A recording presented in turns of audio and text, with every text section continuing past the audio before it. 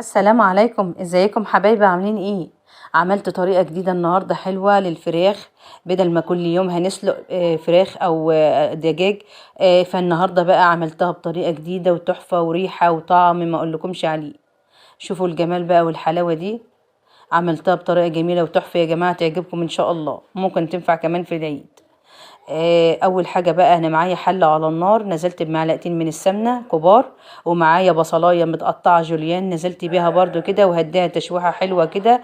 لحد ما تتشوح معايا تشويحه بسيطه، وبعد كده هنزل بحوالي عن 3 فصوص من الثوم برضو مفرومين، هنزل بيهم كده على البصلايه وهديها تشويحه برضو حلوه كده معاهم.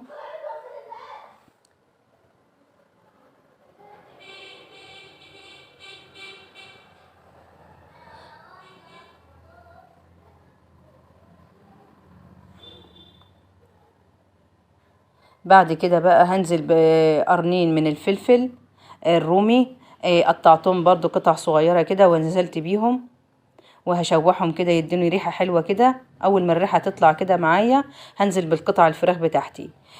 الفرخة معايا فرخة كاملة يا جماعة متقطعة الى قطع، هنزل بيها.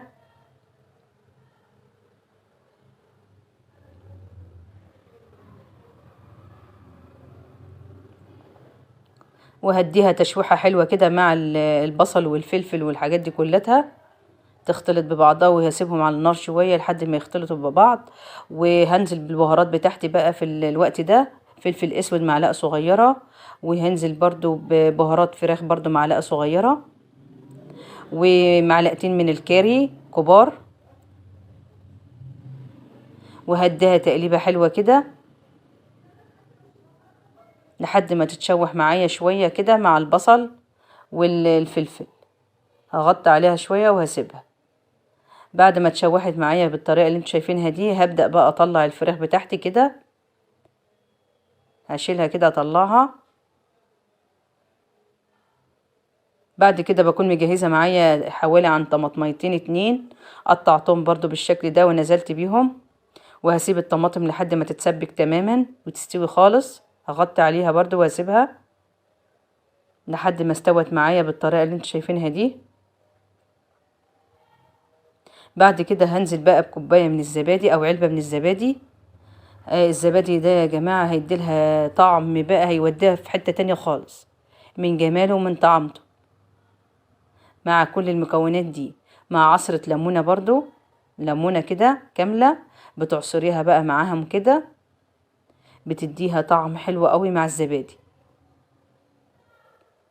الريحة بقى ما اقولكمش عليها.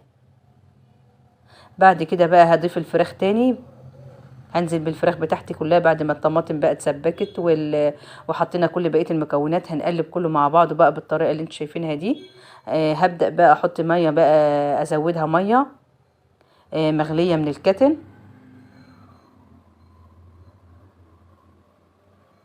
يا دوبك بس نغطي بس الفراخ كده بالطريقة اللي انتوا شايفينها دي، وهنسيبها بقى تستوي حوالي يعني نص سوا كده، يعني ما تبقاش مستوية سوا كامل بالطريقة دي.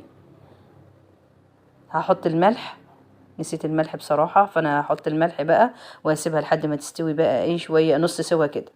بعد كده كده خلاص هي استوت معايا بالطريقة دي كده، بقت خلاص. جبت صينية. على فكرة الخطوة دي يا جماعة ممكن ما تضيفوش بطاطس، البطاطس دي اختياري، انت ممكن بقى تفضي من غير بطاطس خالص كل المكونات. فانا ضفت بقى يعني ايه شوية بطاطس كده في قاع الصينية، ورصيت الفراخ بتاعتي بقى كلها كده على البطاطس. وهبدأ انزل بقى بالصوص بتاعي بقى ده كله على الصينية، وهدخلها الفرن بقى. ممكن الخطوة دي ما يعني ما تستغنى عنها، يعني الفرن ده لو عاوزة بقى تكملي سواها في الحلة ذات نفسها ممكن عادي براحتك خالص.